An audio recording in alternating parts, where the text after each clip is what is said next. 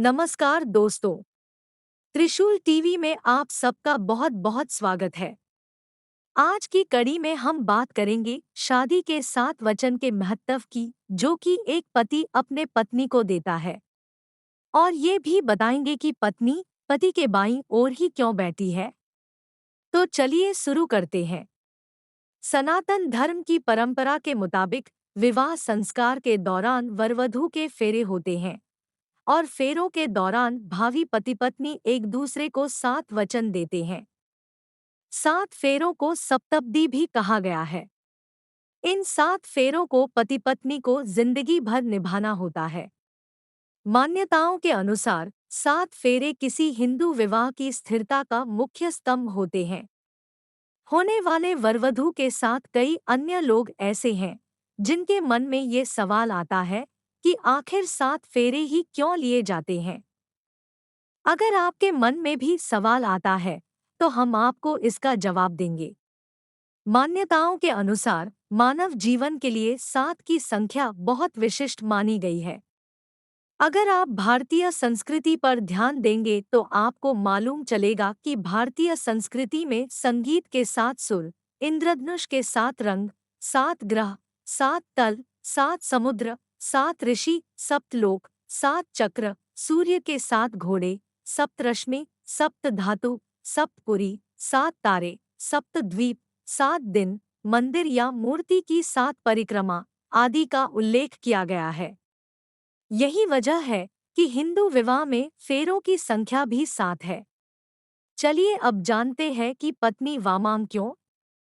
कई लोगों के मन में ये भी सवाल उठता है कि आखिर वधू वर के बाईं ओर ही क्यों बैठी है। दरअसल पति पत्नी का रिश्ता काफी नाजुक होता है। यह विश्वास पर कायम रहता है। जैसे ताली एक हाथ से नहीं बज सकती, वैसे ही पति पत्नी का रिश्ता भी एक की वजह से नहीं चल सकता। ऐसे में दोनों का एक साथ काम करना और साथ में बढ़ना बेहद जरूरी है। कहते हैं पत्नी पति का आधा अंग होती है, इसलिए दोनों में कोई भेद नहीं होता। मान्यताओं के अनुसार पत्नी को पति के बाईं ओर इसलिए बैठाया जाता है क्योंकि पत्नी को वामांगी भी कहा गया है। वामांगी का मतलब होता है पति का बायां भाग। बता दें कि पुरुषों के दाएं और महिलाओं के बाएं हिस्से को शरीर विज्ञान और ज्योतिषों द्वारा शुभ माना गया है। महिलाओं का बायां हाथ ही हस्त ज्योतिष में भी देखा जाता है। मनुष्य के शरीर का बायां हिस्सा खास तौर पर मस्तिष्क रचनात्मकता का प्रतीक माना जाता है। दायां हिस्सा कर्म प्रधान होता है। यही वजह है कि जब 7 वचन लिए जाते हैं तो हर वचन के बाद वधू कहती है कि मैं आपके वामांग में आना स्वीकार करती हूँ। इसका मतलब ये होता है कि वधू वर के बाईं ओर आने को तैयार है। आइए अब जानते हैं इन 7 वचनों का महत्व। पहला वचन। पहले वचन में कन्या वर से यह मांग करती है कि अगर वर कभी तीर्थयात्रा करने जाए तो उसे भी अपने साथ लेकर जाए।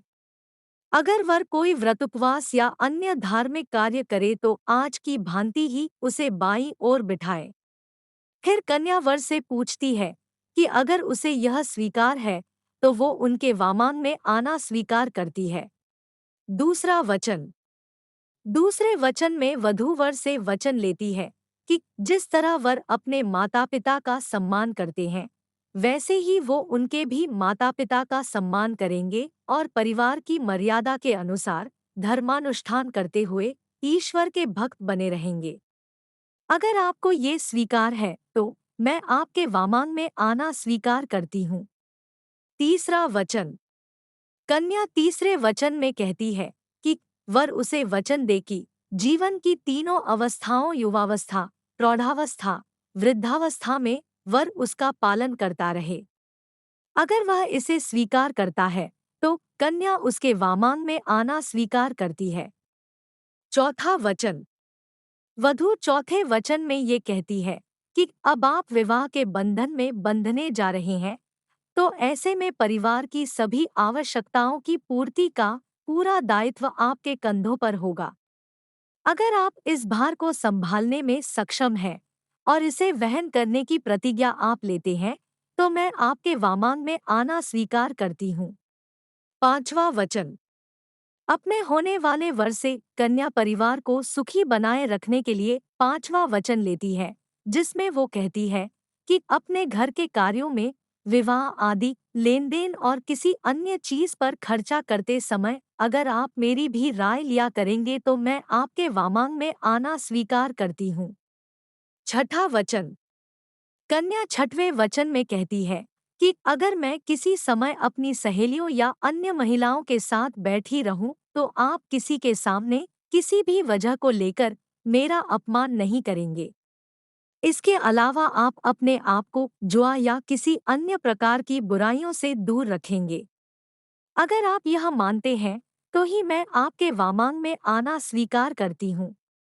सातवां वच। कन्या आखिरी और सातवें वचन के रूप में वर से यह मांग करती है कि वह पराई महिलाओं को अपनी मां सामान समझेंगे और पति पत्नी के आपसी प्रेम के बीच किसी को भागीदार नहीं बनाएंगे। अगर आप मुझे यह वचन देते हैं तो मैं आपके वामांग में आना स्वीकार करती हूँ। हर धर्म में वरवधुओं को लेकर अलग अलग मान्यताएं होती हैं, मगर इन सबके पीछे का महत्व एक ही होता है, और वो है कि दोनों ही एक दूसरे के प्रति समर्पित रहें और एक दूसरे का सम्मान करें। इन सभी वचनों का अर्थ है कि दंपति एक दूसरे से प्यार तो करे ही, साथ में एक दूसरे का सम्मान भी करें। इसके अलावा हर अच्छे और बुरे समय में एक दूसरे को सहारा दें।